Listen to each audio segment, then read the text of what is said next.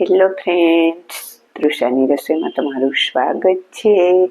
આજે આપણે બનાવીશું લીલી મકાઈના પુડલા। આ પુડલા એકદમ સરસ હેલ્ધી એવા બનીને તૈયાર થાય છે। તો આ પુડલા તમે બાળકોને લંચ બોક્સમાં પણ આપી શકો, સવારે નાસ્તામાં પણ લઈ શકો। તો એકદમ સરસ હેલ્ધી એવા શાકભાજીથી ભરપૂર એવા આપણે લીલી મકાઈના પુડલા બનાવીને તૈયાર કરીએ। તો ચાલો જોઈ લઈએ આજની મસ્ત મજાની એકદમ સરસ હેલ્ધી એવી આજની રેસીપી। આપણે મસ્ત મજાના લીલી મકાઈના પુડલા બનાવીશું। તો તેના માટે મેં અહીંયા લીલી મકાઈ એક નંગ લીધેલી છે, ગાજર, કેપ્સિકમ, ટમેટું અને લીલા મરચા। તમારે જે શાકભાજી ઉમેરવું હોય ને તે તમે ઉમેરી શકો। મકાઈને મેં ફોલી લીધેલી છે, એના ઉપરનો જે પાંદડાનો ભાગ હોય તે દૂર કરી અને આપણે આને કટ કરી લેવાની છે। મકાઈ તમે ગમે તે લઈ શકો, અમેરિકન મકાઈ આવે છે તે ગમે તે મકાઈ તમે લઈ શકો। આ રીતે આપણે તેને કટ કરી લેશું। પેલા મકાઈને મેં આ રીતે કટ કરી લીધેલી છે। આપણે તેને મિક્સર જારમાં લઈ લેશું। મકાઈને વાટી લેવાની છે, એકદમ પેસ્ટ બનાવી લેવાની છે લીલી મકાઈની। મેં અહીંયા એક નાનો ટુકડો આદુનો લીધેલો છે, તે પણ આપણે આમાં જ ઉમેરી દેશું, જેથી કરીને મકાઈની સાથે બંને વટાઈ જાય સરસ। તો આને પીસી લઉં અને આપણે આમાં પાણી નથી નાખવાનું, એમનેમ જ પીસવાનું છે। પણ જો તમને એમ લાગે કે પીસાતું નથી તો એકાદી 2 ચમચી જેટલું પાણી તમે ઉમેરી શકો। તો આને હું પેલા પીસી લઉં અને મેં પીસી લીધી મકાઈને, જો સરસ પીસાઈ ગઈ એકદમ સરસ, ને મેં પાણી પણ નથી ઉમેરેલું તો પણ સરસ પીસાઈ ગઈ છે। હવે જે આ મકાઈ પીસેલી છે તેને આપણે એક વાસણમાં લઈ લેશું ને આમાં હું થોડુંક પાણી ઉમેરી અને હલાવીને આમાં ઉમેરી દઈશ, જેથી કરીને જે મકાઈ આમાં ચોટેલી હશે ને પીસેલી તે બધી આવી જશે। મિક્સર જારને હલાવી અને આપણે આમાં ઉમેરી દઈશું। મેં અહીંયા એક જે આપણે ચટણીની નાની વાટકી હોય ને તે વાટકી એક ચણાનો લોટ લીધેલો છે, તે આમાં ઉમેરી દેશું। આપણે આને મિક્સ કરી લેશું।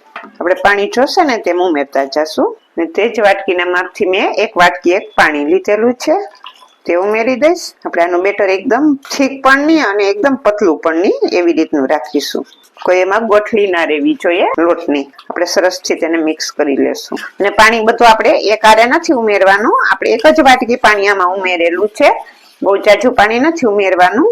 પેલા પાણી જોશે ને તેમ ઉમેરતા જવાનું, બધું એકારે નહીં ઉમેરી દેવાનું। એક વાટકી જેટલું તો જોશે, જેટલું આપણે લોટ લઈએ તેટલું પાણી તો ઉમેરવાનું રહેશે, પણ એનાથી ક્યારેક વધારે પણ પાણી જોઈએ તો વધારે તમે થોડુંક પાછળથી ઉમેરી શકો, 2-3 ચમચી જેટલું। એકદમ સરસ મિક્સ કરી લેવાનું, લોટની કોઈ ગોઠલીનો ભાગ ના રહે ને તે રીતે। તમે જોઈ શકો છો આપણે આટલું થીક રાખેલું છે, બહુ એકદમ જાડું પણ નહીં અને એકદમ પાતળું પણ નહીં। હવે આપણે આને થોડી વાર માટે સાઈડમાં મૂકી દેશું, ત્યાં સુધીમાં આપણે બધું શાકભાજી કટિંગ કરી લઈએ। આપણે કેપ્સિકમને કટ કરી લેશું। આપણે પાતળું બધું ઝીણું ઝીણું કટિંગ કરવાનું છે, કેમ કે આપણે જ્યારે પુડલા બનાવીએ તો તે બધું સરસ આમાં કૂક થઈ જાય ને એટલા માટે બધું ઝીણું કટિંગ કરવાનું છે, એકદમ મોટું કટિંગ નથી કરવાનું। તો આ રીતે આપણે બધું ઝીણું કટિંગ કરી લેશું।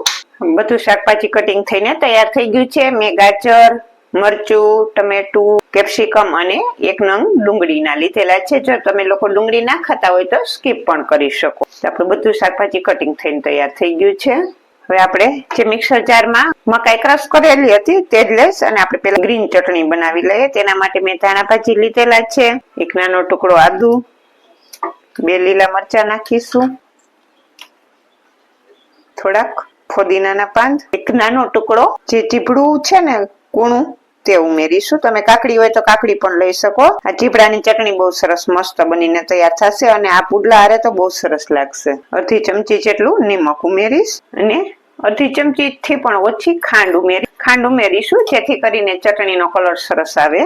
જો તમને ખાંડ પસંદ ના હોય તો ના ઉમેરો તો પણ ચાલે, આપણે અત્યારે થોડીક જ ખાંડ ઉમેરવાની છે, બહુ નથી ઉમેરવાની। હવે આ બધી વસ્તુને હું પીસી લઉં। આપણે આમાં દહીં પણ ઉમેરવાના છીએ, તો પેલા આપણે થોડુંક આને પીસી લેશું પછી દહીં ઉમેરી।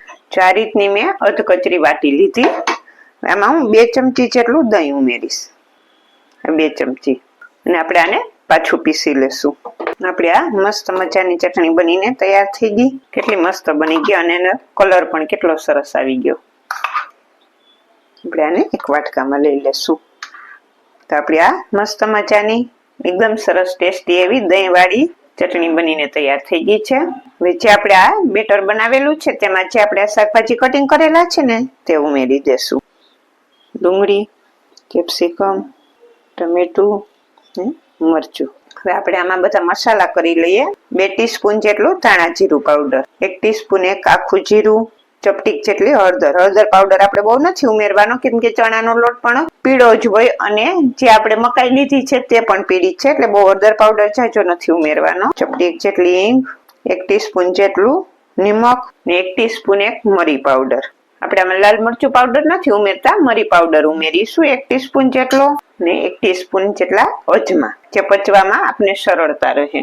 ને લીલા ધાણા ભાજી. લીલા ધાણા ભાજી તમે તમારા ટેસ્ટ પ્રમાણે વધતા ઓછા કરી શકો.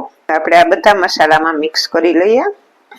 તમારે આમાં લસણ ઉમેરવું હોય તો વાટીને લસણ પણ ઉમેરી શકો. બધું સરસ મિક્સ થઈ ગયું છે. આ રીતનું સરસ બધું મિક્સ થઈ ગયું. શાકભાજીથી ભરપૂર છે ને. હવે આપણે આના પુડલા બનાવીને તૈયાર કરી લઈએ. ગેસ ચાલુ કરીને મેં અહીંયા લોખંડની લોઢી મૂકેલી છે. તમે આને નોનસ્ટિક પેનમાં કરવા હોય તો તેમાં પણ નોનસ્ટિક કઢાઈ જે વાસણ આવે છે ને નોનસ્ટિક કઢાઈ તેમાં પણ કરી શકો.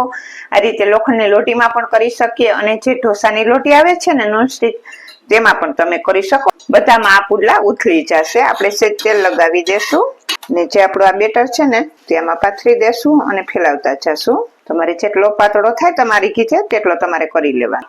બહુ પાતળો ના થાય કેમ કે આપણે આમાં શાકભાજી ભરપૂર ઉમેરેલા છે. બહુ મોટું મોટું રાખશો ને શાકભાજી તો અત્યારે પુડલો બનાવવામાં તમને તકલીફ થશે. હવે આપણે આને મીડિયમ ગેસ ઉપર સરસ ઉપરથી કૂક થઈ જાય ને તેટલો કૂક કરવાનો છે, પછી જ પલટાવીશું. તાલમાં પલટાવવાનો પણ નથી.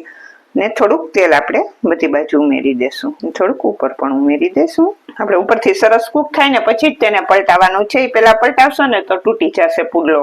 ક્યારેક એવું લાગે કે ઉથલતા નથી આ પુડલા તો તમે તેમાં થોડોક ચણાનો લોટ ઉમેરી શકો પાછો. ઉથલી તો જશે જ. આ રીતે આપણે પરફેક્ટ માપ સાથે બેટર બનાવેલું છે. પણ ક્યારેક એવું લાગે કે જો તમે આમાં મકાઈ વધારે નાખીશો ને તો તમને ઉથલવામાં થોડોક પ્રોબ્લેમ આવશે.